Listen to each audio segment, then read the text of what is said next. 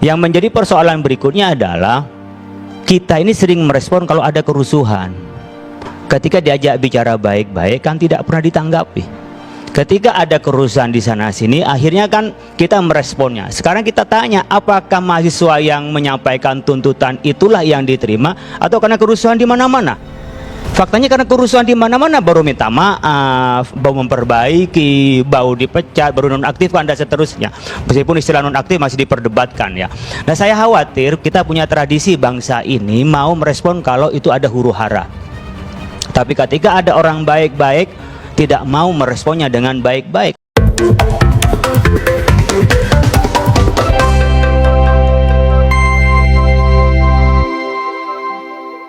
Bismillahirrahmanirrahim. Assalamualaikum warahmatullahi wabarakatuh. Sahabat Jalan Tengah Channel, jumpa lagi dengan channel kesayangan kita. Kali ini kami akan membacakan sebuah berita yang kami ambil dari mediaindonesia.com dengan judul MUI, aksi demonstrasi harus dilakukan dengan cara baik. Wakil Ketua Umum Majelis Ulama Indonesia atau MUI, Marsudi Suhud menyampaikan pandangannya terkait aksi unjuk rasa yang terjadi beberapa hari lalu hingga menimbulkan kerusuhan di beberapa wilayah. Marsudi mengatakan bahwa demonstrasi merupakan bagian dari hak rakyat untuk menyampaikan kritik dan masukan kepada pemerintah maupun DPR RI. Namun menurutnya, aksi tersebut harus dilakukan dengan cara yang baik. Demo itu dilakukan tujuannya adalah tujuan baik, yaitu untuk memperingatkan, untuk memberi kritik-kritik, untuk memberi masukan terhadap pembuat kebijakan, baik eksekutif atau DPR. Tapi penyampaiannya pun harus dilakukan dengan baik, kata Marsudi di Jakarta Selasa 2 September. Menurutnya, Islam juga mengajarkan pentingnya menyampaikan kebenaran dan wasiat-wasiat kebaikan. Namun, harus dilakukan dengan penuh kesabaran. Ini mengingatkan agar menyampaikan pendapat tidak menimbulkan kerusakan atau kerugian sosial. Agama mengajarkan bahwa mau melakukan apa saja harus ditimbang risiko-risikonya.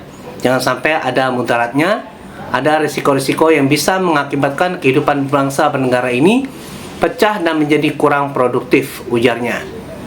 Lebih lanjut, Marsudi juga menekankan pentingnya peran pemerintah dan DPR dalam menanggapi aspirasi masyarakat. Menurutnya, kritik yang disampaikan rakyat sebaiknya bisa difasilitasi dalam ruang dialog yang lebih nyaman. Bagi sisi pemerintah sebagai pembuat kebijakan, hendaknya mampu mendengarkan apa saja kritik-kritiknya atau pendapat-pendapatnya masyarakat.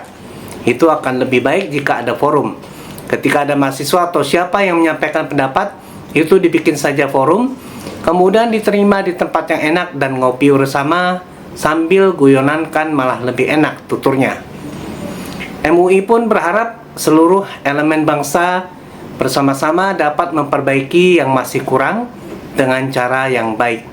Kita menghimbau kepada semua anak bangsa Indonesia agar bisa bersama-sama memperbaiki yang masih kurang, memperbaiki yang masih belum baik, tapi dengan cara yang baik. Itu intinya, pungkasnya. Lalu bagaimana pandangan dan nasihat Kepala Bidang Dakwah MUI, yaitu Kiai Haji Khalil Nafis, berkaitan dengan agar demo tidak berujung anarkis? Mari kita saksikan videonya berikut ini. Yang menjadi persoalan berikutnya adalah kita ini sering merespon kalau ada kerusuhan. Ketika diajak bicara baik-baik kan tidak pernah ditanggapi.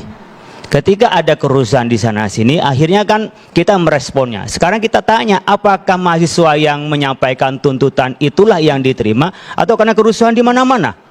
Faktanya karena kerusuhan di mana-mana baru minta maaf, baru memperbaiki, baru dipecat, baru nonaktifkan dan seterusnya.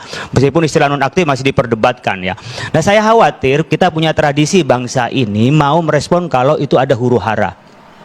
Tapi ketika ada orang baik-baik tidak mau meresponnya dengan baik-baik. Banyak umpamanya tentang kesenjangan-kesenjangan tentang ekonomi lah yang paling mudah. Tentang wamen yang menjadi komisaris. Ya, kok orang yang sudah punya jabatan masih ditambah lagi. Kemudian orang-orang yang nggak mendapat pekerjaan, punya kemampuan yang cukup, tidak karena ijazah Pak Tejo, tapi memang punya kemampuannya ada dan ijazahnya ada, mereka kesulitan mencari hidup. Nah, tidak mungkin kita bicara soal bagaimana demokrasi tanpa keadilan. MK melarang wamen itu. Masih 2 tahun, Pak. Jadi sampai habis gajinya itu. Jadi baru bisa diberhenti dia, Pak Tejo.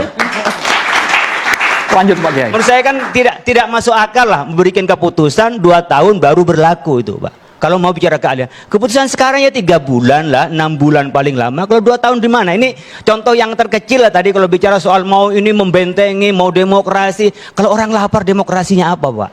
Di seluruh dunia itu yang anarkis bukan karena persoalan bagi-bagi sosial atau politik, Pak. Tapi ketika soal perut itu nggak bisa lagi dia bisa soal politik itu. Anak nangis, mau bayaran, nggak ada LPG, nggak ada bumbu tadi. Apa yang bisa diajak soal demokrasi, Pak? Nggak bisa diskusi, Pak. Puyeng itu sudah.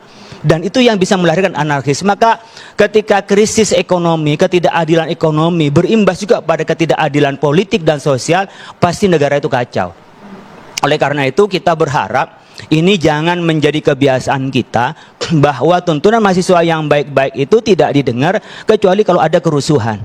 Akhirnya dompleng itu menjadi sebuah yang baik ketika untuk perbaikan. Sekarang mari kita kita akan melakukan perbaikan. Kita coba perbaikan apa yang bisa kita lakukan. Mengapa kepolisian bisa memberikan untuk pegang rantis itu yang nyetir dan orang di dalamnya kepada orang yang mentalnya tidak stabil? Kalau mental stabil, Pak, sebagai polisi saya pikir tidak akan takut untuk menjaga bagaimana keamanan. Ini kan sebuah tanggung jawab. Apakah ini yang disalahkan adalah yang nyetir? Kalau saya enggak. Siapa yang beri tugas dan siapa yang bertanggung jawab di situ?